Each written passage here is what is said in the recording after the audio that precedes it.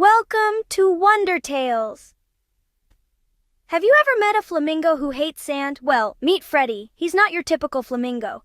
You see, Freddy lived on the sunniest beach you can imagine, but there was one thing that troubled him: sand. Yes, you heard that right.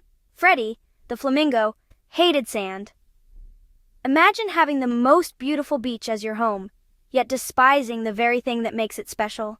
Freddy found sand to be the most annoying thing in the world. He couldn't stand the feeling of sand between his toes. And so, he tried everything to avoid it. Walking on towels, tiptoeing around seashells, even standing on a surfboard. One day, a wise old crab told him, "Embrace the sand, Freddy. It's part of the beachy fun."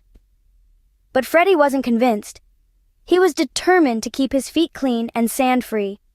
Then one day, a group of ducklings invited Freddy to help build a sandcastle. With some hesitation, he agreed, but only on the condition that he wouldn't have to touch the sand. As he stepped into the sand, he felt a sensation he had never felt before. Freddy laughed. He realized that the sand wasn't so bad after all. From that moment on, Freddy started to see sand in a new light.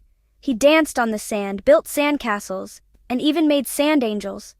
Freddy had finally learned to embrace the sand. He had found joy in the very thing he used to despise. But being Freddy, he couldn't completely let go of his old habits. He decided, "Okay, sand, you win, but I'm still wearing socks next time." And that, my friends, is the story of Freddy, the flamingo who once hated sand but learned to love it. Sometimes the things we dislike at first might turn out to be not so bad after all.